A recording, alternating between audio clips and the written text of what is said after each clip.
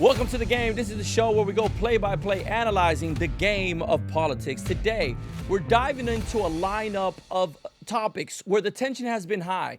Mamdani and Trump, they met at the White House last week, leaving many asking the question, why? And what was the outcome and aftermath of that meeting? Next, we're going to go into one of the bigger controversies where Democrat senators filmed a video telling the military to not obey any unlawful orders. Does this drive more confusion? Were they right? Were they wrong? And what about the response from Donald Trump on this topic? Also sending shockwaves through Washington, D.C., Representative Marjorie Taylor Greene, one of the biggest supporters of Donald Trump during the campaign, says that she will resign at the beginning of next year, that she won't be running again as a representative. And lastly, we're going to be looking at the possible peace deal between Ukraine and Russia. What is in these negotiations? What does this mean for a possible outcome? Will this be a possible victory for Donald Trump? Is this a breakthrough or a gamble? And joining me today to discuss these topics, we have Brittany Martinez. She is the executive director at Principles First. Brittany, how are you today? Great. Thanks for having me back.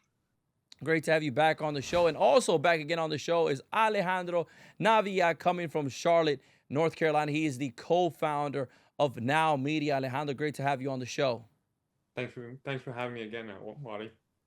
Yes, all right, let's dive right into it. We're going to start with the meeting between Mamdani and Trump. This was a meeting where two individuals who for the last few months have really been hitting at each other. Mamdani calling Donald Trump a fascist, Donald Trump strongly characterizing Mamdani as a communist, calling him the worst thing that could happen to New York City. But we're here. Mamdani is the New York City mayor-elect. Donald Trump is the president of the United States. He holds many of the federal funds which New York depends on.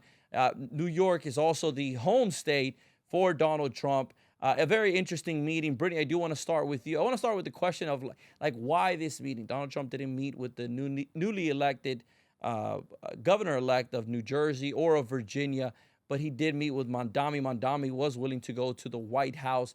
They were seen sort of shoulder to shoulder during the press Q&A. Why this meeting? What was the importance of this meeting? You know, I often find myself asking, why does President Trump do any of the things that President Trump does? Because you're right. You preface this by saying they've been hitting on each other for months. I think it puts the GOP itself in a really bad position because they have been name calling and vice versa, right? But they've been name calling Mamdani for months. And now you have the president sort of kumbaya, hand in hand, inviting him to the Oval, having a little presser right there. And ultimately, I think it comes to a few things. One, I think you have to remember that Donald Trump, as you said, is from New York. Two, he likes to win and he likes winners. So though he is going to be throwing shade and lobbing bombs and seeing what sticks, he likes probably the fact that this is a young man who just won a race fairly handedly, and that's appealing to him, even if it's someone from the opposite party. And I think it signals that the Republican Party does want to be in those urban areas and wants to be fighting in those areas. Now, like I said, when it comes to the GOP, it would be helpful if they were singing from the same hymn book. In this moment, they're not. And with Elise Stefanik running for governor, I don't think that this is necessarily very helpful in that she's going to be attacking him and already has been. Alejandro, and you used to live in New York for a couple of years. Again, no longer there, but you understand the dynamics of what is a very powerful city. Many view it as the capital of capitalism, but now there's going to be a socialist mayor at the helm leading that state forward. Donald Trump, how do you analyze what this meeting might result in, right? Brittany right now talked about the GOP seem to kind of be at a disconnect when it comes to Mamdani, with one group really coming after him, including Donald Trump, but then him really coming and warming up to him. Do you think this will actually create a relationship where these individuals might work with each other? Again, Donald Trump this year has looked at cities like Chicago, Portland, and where he has sent the National Guard or threatened to send the National Guard. We saw that in D.C. Do you think there is room for these two to work together on the issues? It's a very interesting question, and for me, it's like the old mantra of keep your friends close, but your enemies closer, right? You can't know what your enemy's doing if you're not really engaging with them, right? And it's better to have some information and some channels of communication than complete silence. The other thing that I noticed is that you have to make sure that the map is not the territory. And campaigning for a position and getting elected for a position is a completely different ball game than governing in that position, right? And one of the things that Mamdani said is that a lot of things are going to be free, but the fun fact is that he's requesting $4 million for a transition government, right? Like he's now understanding the realities of what it takes to govern. And from that perspective, you have to make sure that you give both parties grace from that. Yes, is it a press PR nightmare for the GOP to have a socialist visit the White House? Absolutely. But as you mentioned, New York City is the mecca of what people cultivate America to be like, right? I think it's cowboys in New York. That when somebody thinks of America abroad, the first comes to mind is New York City and then cowboys. That's literally Hmm. what you think about it from that perspective. And so, being that you have to understand what's going to happen in New York, both from a federal perspective as president, it's like I want to know what's going on or what is in the mindset of this man who's going to have the reins of this city because what happens in New York is felt globally. And so, from that perspective, he may just want to be like, hey, what's your playbook? What are you doing? And this could be a potential chess move to either prevent or get on the defensive, be it in advance, getting in the defensive of what needs to happen, right? And I thought it's a very smart play from both parties, right? Making sure that you keep your enemies close, you keep your enemies closer, and make sure that you understand the difference between campaigning and governing. And those are very much in effect right now. Yeah, I found it so interesting to one of your points that Mondami did launch a video asking for donations for his transition team, right? The candidate who run on everything is going to be free is now asking the people of New York to donate to him. Again, so everyone who works in politics understand that this is somewhat natural. This is someone that this is what happens after campaigns. You do need to fund transitions team, but again, it's hilarious coming from the guy who ran that everything was going to be free. Alejandro, I do want to continue with you with one more question on this topic. And coming from an entrepreneur's perspective, right, as a co-founder, someone who worked in funding companies in New York City, if I'm not mistaken, you had a launch of one of your companies not that long ago in New York. How do you think the business community will adjust? Do you think most entrepreneurs and businesses, is there a commitment to New York that they're going to stay no matter what? Or do you think some of these policies that Mandami might bring might start incentivizing folks to leave the state? That's a very interesting question. And from a business perspective, New York's always going to be the center hub. That's really it. The infrastructure is there, the finance world is there, the marketing world is out there, the fashion world is out there, right? It's like a mecca of all these major industries. Look, the reality is that there is going to be some form of exodus, right? The billionaires who really help fund the city, who help keep things running, are going to leave for Miami, Connecticut, and nearby situations. Are the businesses going to leave outright? I don't particularly think so. And it may not be necessarily a local government, but remember, America is the capital capitalism, right? This is where the American dream exists. It's not the New York dream, it's the American dream. And from that perspective, business will always prevail, right? And I think the business world is insulated from government to an extent, especially from a local government perspective, right? The mayor does not get to dictate what Wall Street does, right? That's the SEC, that's the federal government. Those are the elements. Now, taxation locally, that's a different perspective, from those elements. Having lived there for a better part of a decade and seeing the business community, you have to look at the demographics that voted for him. It's like majority was under 34 years old. They're really tired and exhausted. Rising rents, rising food costs. Employment right now is a dog eat dog perspective. There's like 100 candidates for every job placement, every job opening. So you have to understand the circumstances in which he was elected. It's not to say that businesses are going to leave. Maybe the people running those businesses, from an income or philosophical perspective, will leave. But I firmly believe that the business community will still continue to call New York home.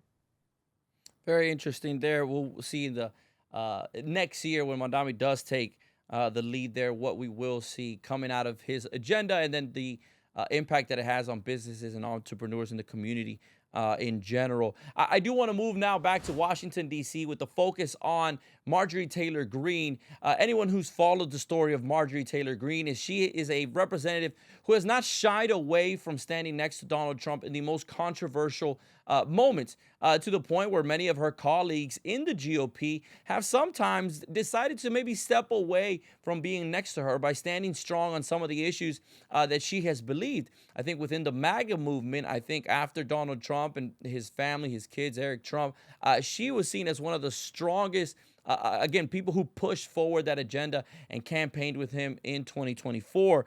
Now, the news coming out is that she is going to resign. This comes after months of her standing strong on the need to release the Epstein files, something that this administration had been not just putting to the side, but really advocating against. They put together sort of what they thought were their reasons why not. But Marjorie Taylor Greene, again, stood very firm. And she had a lot of support coming from the MAGA movement who saw this issue as very important. Brittany, I do want to start with you. What do you make of this situation? Again, one of the president's biggest allies now, because the president has come out and said that he would endorse someone who primaried her. He said she would not survive the primary. What do you make of sort of this infighting and the results of it?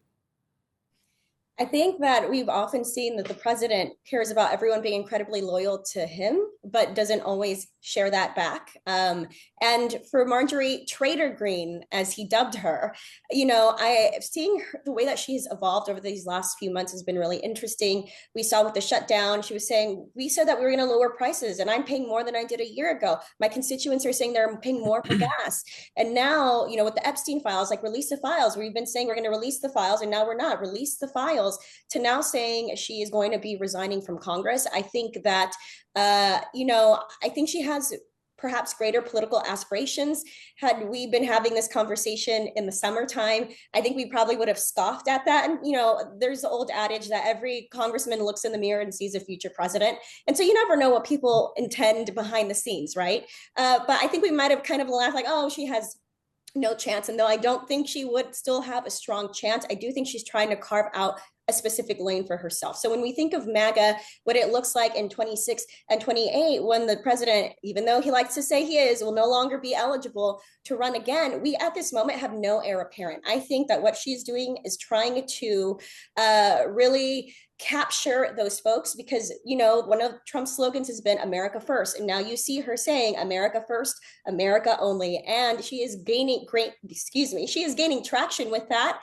At least from what I've been seeing online, she has folks who are saying, you know what, I no longer support the president. I support Tucker Carlson, Candace Owens, and Marjorie Taylor Greene. And that's my sector and section of the MAGA section of the Republican Party, right? And so I think that's what she's trying to get is those people, just like Trump was able to capture them back in 2015 when he initially launched. If that's a key part of her strategy, I think resigning does make sense, because then losing the primary would set the signal of no, she is, no longer has the power. She no longer has the following. When some of her following and some of the strategies you point out go beyond her district, go beyond possibly beyond Georgia. Alejandro, I do want to focus a little bit on what this might mean for the rest of the GOP. The majority right now for Republicans in the House is a slim 2019 to 2013, right? So you're just looking at about a 6-member difference. What this means is House Democrats are able to just flip a few of these seats, able to keep their seats and flip a few of these seats. That means they would have now a new majority where House Republicans would no longer be in power. This has sort of sent conversations to House Republicans where they're calculating what makes sense. Some of them are saying, hey, they have difficult seats. It's sort of retiring instead of losing the better route. Do you think Marjorie Taylor Greene's decision can bring down morale? Or do you think, if anything, it just brings the House GOP together and says we've gotten rid of what was seen as a controversial member in the House? That's an excellent perspective. I think her retirement is the canary in the coal mine.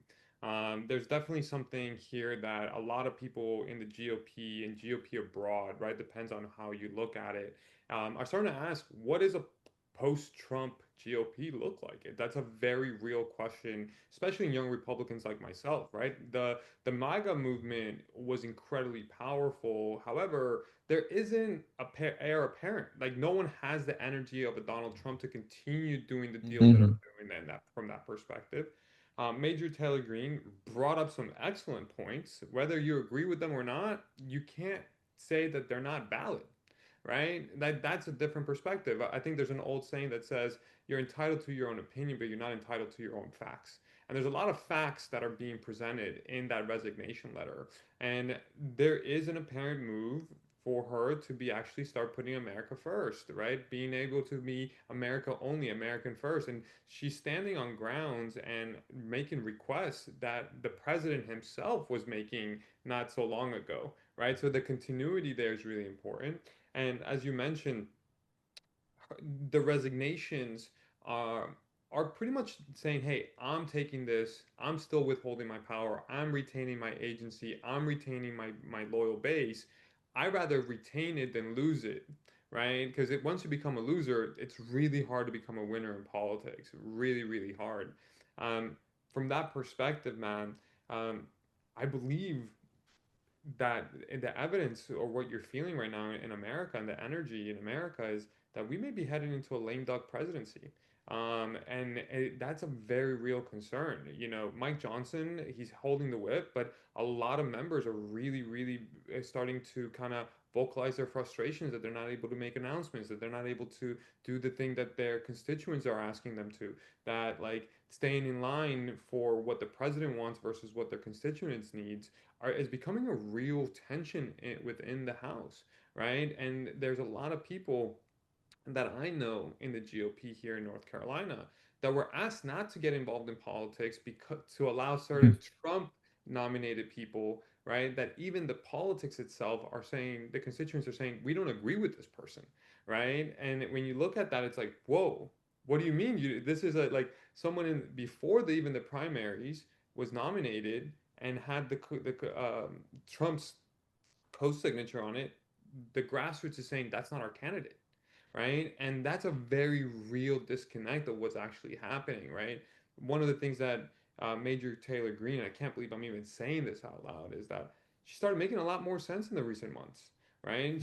It feels like there was this level of maturity of understanding what the role of government is. It's almost as if she took a master's level program of understanding the Constitution and the Bill of Rights and understanding what really our founding fathers created in this perspective.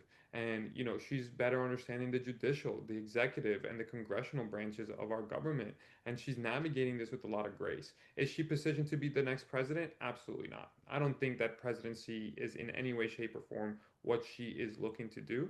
I see her more being a great candidate for the great state of Georgia as a governor. I think that that is something that she's going to be standing in a lot of the purple state Democrats, the blue dog Democrats that are down there that are like, hey, we're fiscally conservative, but socially liberal. You know, it's like a nuanced element. I feel that she's now with this commitment of saying, hey, I'm putting America's first and I'm putting Georgians first. That could really rise her to the governor's office faster than we anticipate. Or maybe she's even looking at a potential Senate run, right? Senators have a lot of power. They're a lot more influential. They're 6 years. They outlast certain presidents, and she has the Freedom Caucus behind her. Like that's the reality of it, right? Like there is this level of libertarianism that there a bunch of Americans resonate with. They're like, I'm not Democrat. I'm not Republican. I'm pro-America. And she's starting to become one of the mouthpieces for that movement. It's going to be interesting to see which of these avenues she does take. Brittany, I do want to dig a little bit into some of the points that Alejandro made during her resignation. She was very critical of the GOP leadership in general, but then specifically on the House GOP leadership. She pointed at this last year and said House Republicans haven't really done anything. There isn't really much that came out of Congress. I think the biggest win that they can point to is the extension of the 2017 Trump tax cuts, which we know is an extension of them, right? So really what it did is what prevented taxes to go up, but there isn't necessarily anything new that was added. So does she have, one, a little bit of razón? Is she right in the sense that there isn't much that Congress can point to?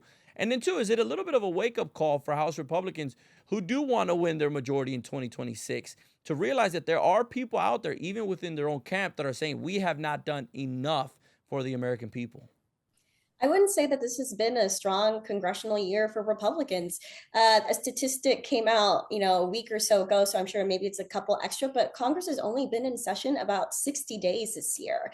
And, and that includes the House and the Senate. I think the Senate has been in more than the House. I could be wrong, but we also just experienced the longest government shutdown in American history under President Trump, and the second longest shutdown in American history also happened under President Trump. You see all of this stuff happening with the Epstein files and how that's something that Republicans were really running on, saying we're going to release them, and that there's been outrage on this more so than anything that I've seen during the Trump years, coming from within, coming from MAGA. They don't like that, and so I do think that this is a warning call for Republicans to be paying attention. They didn't do so great in these elections at the beginning of the month. Granted, it was in some of the bluest areas like New York City. So, there's expectation there of not performing too well. But I do think that they don't have a lot of wins to show for here. I truly don't. And, when we talk about peace deals or XYZ or this tariffs, right? When you talk about peace deals,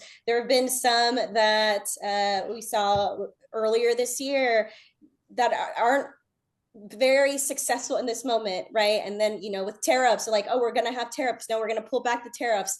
And it's like congratulating the arsonist for being able to eliminate the fire that they started. And I think that we've seen a lot of that kind of pay attention to this thing going on while this really important thing is happening, because we don't want you to be paying attention to this. And I think the American people are noticing, and during presidential election years, especially, there is a lot flooding the zone and infiltrating American homes via commercials and ads and whatnot. And now is when you see what people are actually made of. And I don't think the Republicans in the House, especially, have been doing a good job of being able to follow through on those campaign promises. Yeah, and they do still have time, right? The election is next November, but really campaigning and the real election season, I think, would start, I would say, June, July, with many folks leaving for August recess. July being sometimes one of the months that has the least amount of days in session because they're out campaigning. So they kind of have January through, I would say, May, maybe June, to really put together some wins. It's difficult to do. There's the Obamacare subsidies that are going to expire. It does seem like healthcare is going to be front and center more than it's already been, which I think is a good thing. I think many of us can point to the flaws within our healthcare system. I do want to move on to the next topic, where we're going to be looking at a video that was put together by Democrat senators, about 6 of them, many of them former military or part of the intelligence community. These senators put together a video that was geared towards the military, saying that a reminder that they should not obey any unlawful orders. This is a complex issue, and in many of the readings that I've done, many people point to what it does is it creates a level of confusion. Yes, many people point to the fact that it is true that the military should not be obeying unlawful orders, that the military does have a commitment to the Constitution, right, to our Constitution. But again, many experts pointing to the fact that who gets to the chain of command when it comes to talking about these issues is not one where civilians should be sort of giving these orders to the military. There is a chain of command. There are people within the military who are supposed to be looking at these issues and giving these commands to the militaries. Again, a complex issue, but Alejandro, I do want to go to you. What do you think this video does? Does this add more confusion? Was this needed? Did this cross the line? What's your analysis of the situation? I want to start by saying that I am not a military. I'm not a veteran. I've never served. I'm not. I don't know the legalities behind these, but from an optical perspective, I think that this was really chaotic of them, to be first and foremost. And this is not about free speech, right? This is not about being able to say what you want to say. That there is a certain element of the separation between military and civilians, right? And there is an order of hierarchy of command that's important, that is constitutionally given to the executive powers and the military and the Congress to issue these elements. And you know, this is like this is like rules for thee but not for me from that perspective from the left. Democrats were demanding the military to take, for example, the COVID vaccine and saying you have to follow strict orders. If not, you get kicked out. If not, this. And it sets a very dangerous precedent if every single soldier is not questioning their orders. Imagine, what is it? You're going to be in the chaos of military theater and the war theater in the middle, and you're gonna what? You're gonna pause and chat GPT. Hey, my commander, my lieutenant, my general just gave me the like. What is okay, act as a jag and please tell me what the legal. No, there is a reason why these orders are important. You don't question them because there is a validity statement that every order should be seen as legal, right? Are they repercussions if they're not post? There is investigations, there's processes, there is court martials, there is systems in place that allow these orders to be kind of revisited. But the first thing that I want to do is the confusion is he's not speaking about any order. There isn't a particular order that he said, right? So are you questioning every order? Like, what are you supposed to do? I promise you that when he was active in military, he followed every order possibly. And so this is to sow confusion. This isn't. This is a very anti-America messaging. Our military is the strongest military in the world for a reason, right? Order, military precision, military orders get followed. We do things surgically. And if this is for him to get shown as a hero in the media, I think this is going to backlash him, to be perfectly frank, because, the left only really cares about norms when it benefits them, right? When you think about it, under the Biden administration, they had all these norms that they needed to follow, making sure that this happens. But when they lose control, they break rank, right? They're like, oh, it's now very fashionable for us to question the very rules that we've implemented before because it doesn't really benefit us. And when it comes to the military, there is a historical precedent of hierarchy, right? I grew up in a very Latin home, and it was a very military style. You listen to the father, right? You may not agree with things, but you have to do them. And the Constitution of the United States does state that there is a level of hierarchy where the executive powers, the congressional powers, where the military powers are really there. And there's a clear divide between the civilian world and the military world, right? When you're an enlisted member, you are subject to laws that civilians are not, and vice versa. And so that's a very real dangerous precedent for these Democrats to be doing. And I find it very rich of them to be saying this now when Yeah. 2 years ago, 3 years ago, they were saying the complete opposite. Yeah, and Brittany, I want to get your analysis on the video as well, but I also want to add the question to the fact that the president reacted in what some are saying was also crossing the line. Again, I think he even pointed to the death penalty of some of these folks, but that he would be prosecuted. The Pentagon now said they're opening an investigation into Senator Mark Kelly. What's your analysis of the video, but then also of the reaction that the president is having? What should be the right reaction in this space? First and foremost, I think that politicians need to stop politicizing our military. We've seen Trump do that when it comes to the National Guard and sending them into cities or states where the leadership locally says, we don't need their help right now. We'll let you know if and when we do. And we see what the Democrats just did with the video. I feel like doing a similar thing.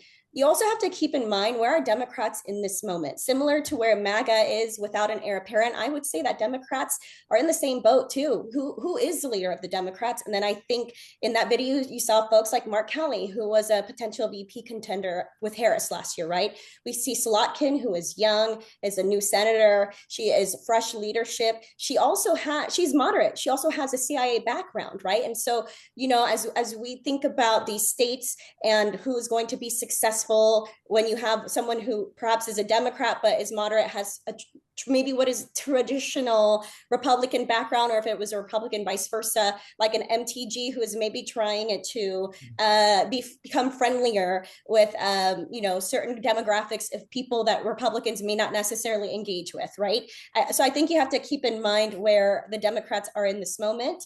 And as far as the president's response saying seditious, death penalty, and then now the Pentagon investigating Senator Kelly, I think that it was pretty clear on the campaign trail last year that retribution was on the table for those who went against the president. We saw multiple people within his campaign talk about it on the record. It's not even like pretend or like quiet or whispers throughout the city. Like literally on the record, you guys can Google this if you're unfamiliar. And so I think that's incredibly concerning too. So I think this is a bad move all around. I think what the Democrats did in this case was well intended, poorly executed, and probably a moment to try and elevate themselves for potential future aspirations. And I think that the president reacted poorly in response. I think, unfortunately, what we've seen in politics for the last few years is one politician makes a bad move, and then the other politician feels that they are justified to also make a bad move in reaction to a bad move. It doesn't seem like there's anyone standing up and saying this is the correct way forward, right? You can call someone out on their BS, or you can call them out on when they're leaning into political theater instead of being representative of the issues that Americans care about or of our Constitution. But then again, it's just one, everyone's pointing at the other on the bad things that they're doing. And it's this cycle, I think, that people are very tired of. I think it's part of the reason why Donald Trump originally ran. But again, in the conversation that we just had on Marjorie Taylor Greene, it seems like even within that camp, people are calling out the president on some of these moves. I don't think this is the last we've heard of this topic. And there's an investigation now into Senator Mark Kelly, who was part of that video. But I do want to move on to our last topic when we're looking at developments coming out of the Ukraine and Russia possible peace deal. Reports show that Senator Marco Rubio, Jared Kushner have been part of these negotiations. An original meeting with a representative from Russia, actually here in Miami, but then in Geneva with, I said Senator Marco Rubio, but the State Department lead, Senator Marco Rubio, former Senator Marco Rubio, was part of those conversations. Now, what they're looking at is possibly a 19 to 28 point negotiations. Many said that it originally was very favoring to Russia, but then now Zelensky has come in and has been part of those conversations. Alejandro, do you think it is possible? Do you believe it is possible that we will see a peace deal before the end of this year between Russia and Ukraine? And if so, what do you think it might look like? It's a very interesting question, and then to this day, I won't be able to put any timelines on this because Trump is Trump. You know what I mean? Like what he's shown us is that he could pull a hat out of he could put a rabbit out of a hat, and maybe a hat out of a rabbit. We never know, right? Like that's the reality of it. He is a deal maker. Josh Kushner is an incredible negotiator. You know, Abrams Accords, and now with the peace deal that they did with the ceasefire deal with Palestine and Israel, with Hamas. You know, there's certain things that are very dynamic. One thing that I do know is that what's been proposed is a draft. That's the reality of it. It's a starting point. I don't think anyone is expected this for anybody to come out of this in certain elements. I think what we need to do is protect as much of the sovereignty of the United States and making sure that the interests of the United States are defended as much as possible. We cannot have a Russia that's stronger that when it was before this war. I think that that's a very important element, a key strategic element for geopolitical elements. We have to start thinking about a post-Putin world, right? The gentleman's entering in his 80s. There is an age factor, unless he's been doing some longevity elements or some biohacking that has been really awesome. We need to start thinking about the long-term effects of this. Who's going to be heir apparent to that question? What's going to happen to Ukraine and our European allies, you know, making sure that buffer is protected. We do have treaties in NATO that we have to honor. We have treaties of alliances with a lot of the European countries for commerce, for energy, that drive into our national security. And that's a very real question. You cannot drive into peace just for peace sake. Right? There's a lot of nuanced elements that come into play, and I think that that's going to come under scrutiny more so than ever. I think Putin is going to play a hard line. You know, politically, he's going to need to get a win or he's going to win. The war is positive in Russia right now, so the peace deal is going to be positive. So it's not a win lose for him. It's like how much can I win? And so from that perspective, we need to make sure that the U.S. interests are protected in whatever outcome that happens in. We need to make sure that our outcomes are protected and that our allies feel that same capacity. Yeah, very much so. Brittany, in a scenario where there isn't a peace deal, do you think there is a walkaway point for Donald Trump? I think my analysis is that this has probably been that thorn in his shoe, that rock in his shoe that he's really trying to get rid of. It looks like in almost every other area, the president has been able to push forward his agenda on tariffs, on 141 executive orders, pushing forward on deportations, on immigration, the peace deal that came between Israel, Palestine slash Hamas. But on the Ukraine, there hasn't really been that much progress. Do you think there is a point where the president would walk away? Think that the United States will always be involved. I think that we care very much about what's happening, in regions across the world. And when it comes to whether this is accomplished by the end of the year, I will sometimes make estimations of what I think and will be wrong. So maybe I shouldn't say anything because you haven't asked me, but I will say I don't think that this is going to be resolved by the end of the year. I can see a temporary ceasefire for the holidays. That wouldn't be the first time we've seen something like that happen.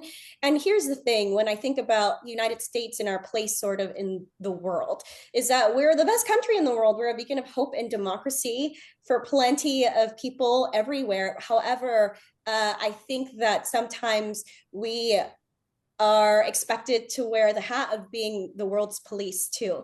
And here's the thing, is when you try to be a part of helping negotiations happen, you have to have good actors who are willing to follow through on those negotiations. So when you're talking about what's happened in Gaza, both sides have already accused each other multiple times of breaking that ceasefire, including, I think, just yesterday, Netanyahu said again. So it's a peace deal, but really, is it? So I can see something similar happening in the Ukraine Russia situation, where Ukraine and Zelensky being, good actors, and Putin, we know that he isn't one. So I think that we can be involved and make these deals, but ultimately it has to be these leaders of these other nations who are willing to actually follow through. And that's where I just don't, I want it, of course, I want peace everywhere, but I don't, if it's Putin is involved, I don't buy it. So I don't think we'll ever walk away. It's a complex issue with, I think, many folks are looking at the landscape, and it's looking very difficult for some, either peace deal or a peace deal that will survive several months. I think the fact that they are talking, and it does seem like there are negotiations happening, at least is a positive sign. The closer they move to that, the better, but it will continue to be a difficult topic. I do want to thank Brittany Martinez for being on the show again, Alejandro Navia for joining. You guys, thank you for being on for this analysis on these key topics, and to our audience for joining us once again. This has been The Game, the show where we go play by play, analyzing the game of politics.